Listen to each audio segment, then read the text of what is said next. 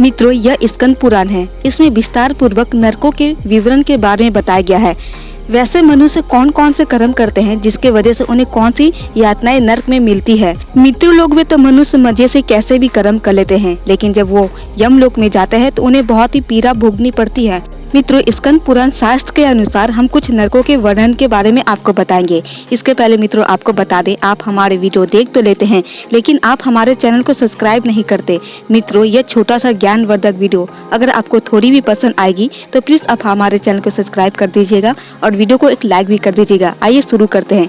पापियों की नरक यातना का वर्णन। मार्कंडेय जी कहते हैं, युधिष्ठिर, मनुष्य अपने कर्मों के अनुसार क्रमश एक एक नरक का उपभोग करते हैं। अपनी कुस्थित कामनाओं के कारण जो कुकर्मों का संग्रह किया गया है, उसी के फलस्वरूप तपाई हुई लोहे की सांकल से बांधकर अंधेरे में बड़े बड़े वृक्षों की शाखाओं में पापी मनुष्य लटका दिए जाते हैं। फिर यमदूत उन सबको बड़े जोर जोर से झुलाते हैं। वेग पूर्वक झुलाए हुए वे सभी पापी अचेत हो जाते हैं। फिर आकाश में लटकते हुए उनके पैरों में 100 भार लोहा बांध देते हैं। उस महान भार से वे सब लोग अत्यंत संतप्त होते हैं और अपने अपने कर्मों का स्मरण करते हुए निश्चय भाव से मौन रह जाते हैं। तत्पश्चात क्रमश आग में तपाकर खूब लाल किए हुए लोहे के कटीले दांतों से यमदूत उनके मस्तक पर मारते हैं।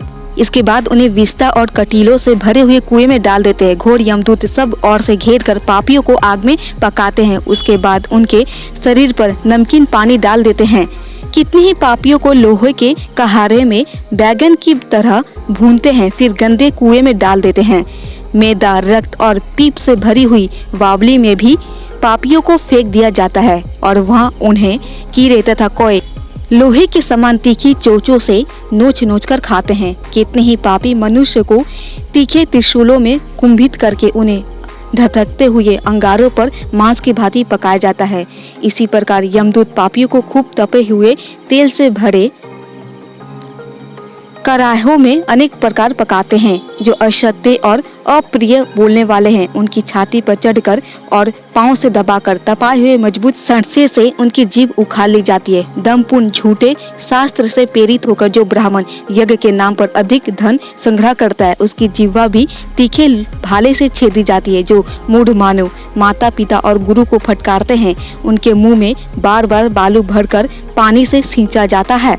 तरंतर खारा और गर्म जल भरा जाता है, फिर खौलते हुए तेल को उड़ेल दिया जाता है। यमदूत उन पापियों के पैर पकड़कर कीड़ों से भरी हुई विष्ठा पर घसीटते हैं। फिर सींग से दबाकर उन्हें लोहे के सालमली वृक्ष में बांध दिया जाता है। उसके बाद वे महाबली भयानक दूत उन्हें पीछे की ओर से मारते हैं। अत्यंत प्रबल दांतीदार आरे से मस्तक की ओर से चीरते हैं। अपने भयानक कर्मों के परिमाण से वे पापी जीव भूख लगने पर अपना ही मांस खाते हैं और प्यास लगने पर अपना ही रक्त पीते हैं। जिन मूढ़ पुरुषों ने कभी अन्न और जल का दान नहीं किया है और न किसी के दान का अनुमोदन ही किया है, वे मुद्गरों से जर्जर करके ईंख की तरह पेरे जाते हैं। घोर अशीताल वन में खंड खंड करके काटे जाते हैं। उनके सब अंगों में सुई चुभोई जाती है। तत्पश्चात उन्हें सूली पर चढ़ा दिया जाता है।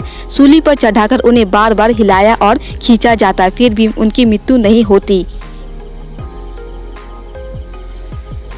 उनके शरीर से मांस नोच लिया जाता है। लोहे के मुद्गरों से मारकर उनकी हड्डियां चूर चूर कर दी जाती है। बलोन्मत्त यमदूत उस दशा में भी उन्हें अनेक बार जल्दी जल्दी घसीटते हैं और वे पापी जीव दीर्घ काल तक नरक में रहकर दारुण यातनाएं भोगते हैं। उनका मुंह बालू से भरा होता है, इसलिए वे श्वास तक नहीं ले पाते। इन सब यातनाओं के बाद अनेक प्रकार के यमदूत रौ आदि नरकों में उन्हें पीड़ा देते हैं। महारौ की पीड़ाओं से महान धीर पुरुष भी रो देते हैं। मुख, लिंग, गुदा, पाश्चव, पैर, छाती और मस्तक में तपाए हुए लोहे के तीखे मुद्गलों से यमदूत मारते हैं। जो स्त्री पराये पतियों का अनुगान करती है और अपने पति की सेवा में नहीं रहती, ऐसी स्त्रियों से यमदूत कहते हैं, अरे अब तू क्यों जल्दी से भागी जा रही है? स्मरण है या नहीं, तूने अपने पति को धोखा दिया था और एक पापंत पर पुरुष को सुख पूर्वक गले से लगाया था।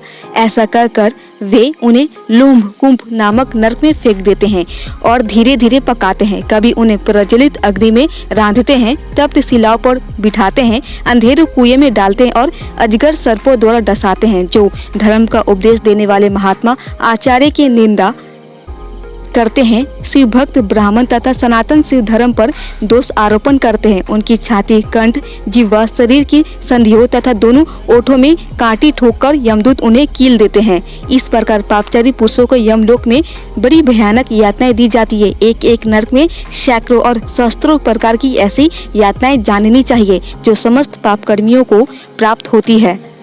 संपूर्ण नरकों में ऐसी अनंत पीड़ाएं भोगनी पड़ती है।